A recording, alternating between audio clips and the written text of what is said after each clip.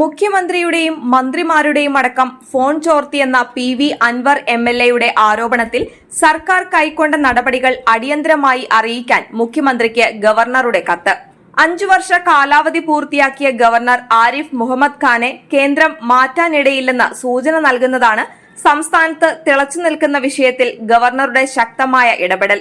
മുഖ്യമന്ത്രിയും മന്ത്രിമാരും ഉൾപ്പെടെയുള്ള അധികൃതരുടെ ടെലിഫോൺ സംഭാഷണങ്ങൾ പോലീസ് വകുപ്പിലെ ഉദ്യോഗസ്ഥന്മാർ ചോർത്തുന്നത് ബഹുമാനപ്പെട്ട സുപ്രീം കോടതിയുടെ ഉത്തരവുകളുടെയും മാർഗനിർദ്ദേശങ്ങളുടെയും നഗ്നമായ ലംഘനമാണെന്ന് ഗവർണർ ചൂണ്ടിക്കാട്ടുന്നു. ഫോൺ ചോർത്തൽ സംബന്ധിച്ച ഗുരുതരമായ വിഷയത്തിൽ സർക്കാർ ഇതിനകം കൈക്കൊണ്ട നടപടികൾ അടിയന്തരമായി ബോധ്യപ്പെടുത്താനാണ് ഗവർണർ മുഖ്യമന്ത്രി പിണറായി വിജയനോട് ആവശ്യപ്പെട്ടത്. ഗവർണർ ആരിഫ് മുഹമ്മദ് ഖാൻ മുഖ്യമന്ത്രി പിണറായി വിജയന് ഇത് സംബന്ധിച്ച കത്ത് കൈമാറി. പി.വി. അൻവർ എം.എൽ.എയും ഒരു IPS ഓഫീസറുമായുള്ള ഫോൺ സംഭാഷണത്തിന്റെ ഓഡിയോ ക്ലിപ്പ് എം.എൽ.എ പുറത്തുവിട്ടത് വളരെ ഗുരുതരമാണ്. സർക്കാരിന് പുറത്തുള്ള സ്വാധീനമുള്ള ചിലർ സർക്കാരിന്റെ അധികാരങ്ങൾ കവർന്നെടുക്കുകയാണെന്ന് കത്തിൽ ഗവർണർ സൂചിപ്പിച്ചിട്ടുണ്ട്. ഇവരുടെ സംഭാഷണങ്ങളിൽ നിന്ന് തന്നെ പോലീസ് ഉദ്യോഗസ്ഥർക്ക് ക്രിമിനൽ കുറ്റങ്ങൾ ചെയ്യുന്നവരുമായുള്ള ബന്ധം വ്യക്തമാണ്. സംസ്ഥാനത്ത് ഒരു എം.എൽ.എ പ്രത്യേക സോഫ്റ്റ്വെയർ ഉപയോഗിച്ച് ടെലിഫോൺ സംഭാഷണങ്ങൾ ചോർത്തിയെന്ന പത്രസമ്മേളനത്തിലെ വെളിപ്പെടുത്തൽ വളരെ ഗുരുതരമായ കുറ്റമാണ്. നിയമപ്രകാരമുള്ള നടപടികൾ അത്യാവശ്യമാണെന്നും ഗവർണർ കത്തിൽ സൂചിപ്പിക്കുന്നു. ചില വ്യക്തികൾ അനധികൃതമായും നിയമവിരുദ്ധമായും സർക്കാരിന്റെ സോഫ്റ്റ്വെയർ ഉപയോഗിക്കുന്നത് ജനങ്ങളുടെ ഭരണഘടനാപരമായ അവകാശങ്ങളെ നിഷേധിക്കലാണ്.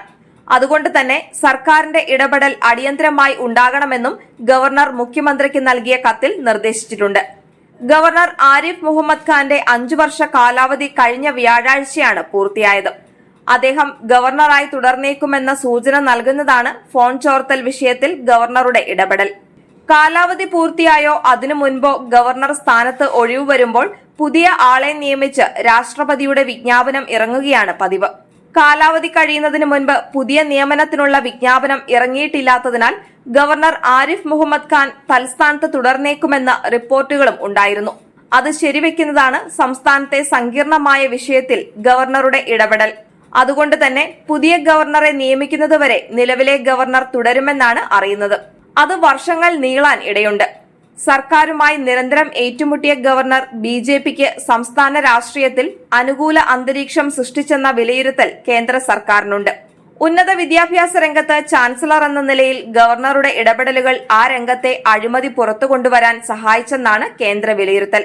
ചാൻസലർ സ്ഥാനത്തു നിന്ന് ഗവർണറെ മാറ്റിയ ബില്ലും വൈസ് ചാൻസലർമാരെ തിരഞ്ഞെടുക്കുന്നതിനുള്ള സമിതിയിൽ സർക്കാരിന് മേൽക്കൈ ലഭിക്കും വിധമുള്ള ബില്ലും സംബന്ധിച്ച കേസുകൾ സുപ്രീം കോടതിയുടെ പരിഗണനയിലാണ്.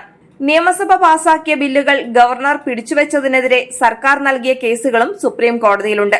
പുതിയ ഗവർണർ വരുന്നത് ഈ കേസുകളുടെ നടത്തിപ്പിനെ ബാധിക്കുമെന്ന ആശങ്കയും കേന്ദ്രത്തിനുണ്ട്.